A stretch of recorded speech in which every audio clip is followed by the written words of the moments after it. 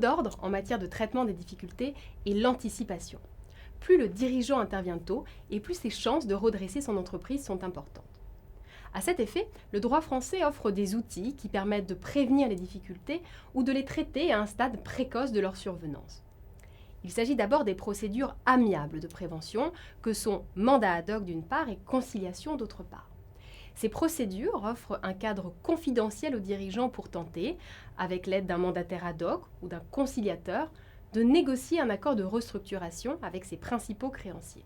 La procédure de sauvegarde, qui est, elle, publique, permet également de mettre en place un rééchelonnement de la dette, dans le cadre du fameux plan de sauvegarde. Ces procédures sont souvent décrites comme de véritables outils de gestion à la disposition du dirigeant pour redresser l'entreprise. Si l'entreprise est en état de cessation des paiements, à savoir dans l'impossibilité de faire face aux passifs exigibles avec son actif disponible, et si aucune procédure de conciliation n'a été ouverte, le dirigeant n'aura d'autre choix que de demander l'ouverture d'une procédure de redressement judiciaire, voire d'une procédure de liquidation judiciaire. Il pourra également se faire imposer l'ouverture de ces procédures par le tribunal à la demande d'un créancier ou du ministère public. Ces procédures peuvent aboutir, si le débiteur ne peut poursuivre lui-même l'activité, à la cession de l'entreprise et dans certains cas, notamment si le dirigeant a tardé à se rapprocher du tribunal, à des actions en responsabilité contre le dirigeant. On comprend donc l'importance de maîtriser les notions essentielles du droit des entreprises en difficulté.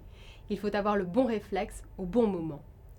L'objectif de ce module est donc de présenter les signaux d'alerte et la notion de cessation des paiements, ainsi que les procédures amiables de prévention des difficultés, mandat ad hoc et conciliation, les procédures collectives, la procédure de sauvegarde ou les procédures de sauvegarde, le redressement judiciaire, la liquidation judiciaire, et enfin les contours de la responsabilité des dirigeants en cas de procédure collective.